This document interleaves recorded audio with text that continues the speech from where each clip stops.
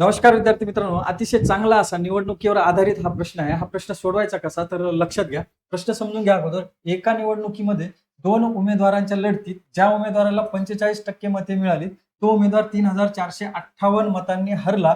तर एकूण किती लोकांनी मतदान केले असा प्रश्न आपल्याला विचारलेला आहे. मग लक्षात घ्या, सोडवायचा कसा. समजा त्या निवडणुकीमध्ये 100% लोकांनी मतदान केलेलं आहे. आता या 100% लोकांपैकी काय सांगितलंय की हरणाऱ्या उमेदवाराला 45% मतदान मिळाले.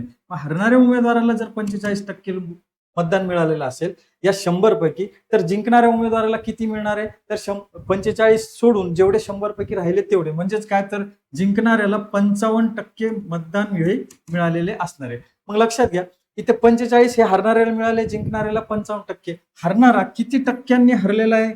तर लक्षात घ्या, 45 आणि 55 याच्यातलं अंतर किती आहे किंवा फरक किती, तर 10%. म्हणजे हरणारा उमेदवार हा 10%नी हरलेला आहे. पण प्रश्नाने आपल्याला तसं सांगितलं का? तर नाही. प्रश्नाने सांगितलं की हरणारा उमेदवार हा 3458 मतांनी हरलेला आहे. याचा अर्थ काय, तर 10% मतदान हे कशाच्या बरोबरीत आहे? तर 3458 मतांच्या बरोबरीत आहे 10%. यावरून आपल्याला एकूण किती लोकांनी मतदान केले याची किंमत काढता येतील, म्हणजे थोडक्यात 100%ची किंमत मिळेल. मग 10%ची किंमत जर 3458 असेल तर 1% किंमत अगोदर काढा. ती कशी काढणार? 10ने या 3458 भाग दिला तर काय होईल, तर दशांश फक्त एक घर डावीकडे सरकेल, म्हणजे 345.8 एवढे मतदान हे 1%ची बरोबरीत आहे. मग 1%ची किंमत जर 345.8 असेल, आपल्याला विचारलं एकूण किती लोकांनी मतदान केलं. एकूण किती, तर 100% लोकांनी मतदान केलं. मग 100%ची व्हॅल्यू कशी काढणार?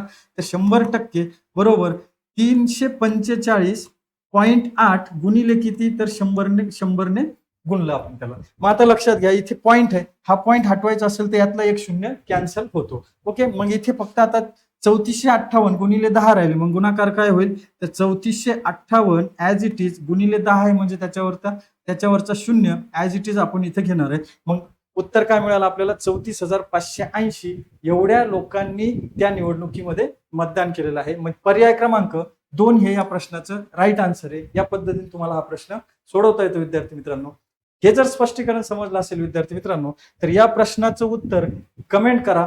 आणि हा व्हिडिओ आवडला असेल तर या व्हिडिओला लाईक करा, शेअर करा आणि SB अकॅडमी चॅनलला सबस्क्राईब करा. धन्यवाद विद्यार्थी मित्रांनो.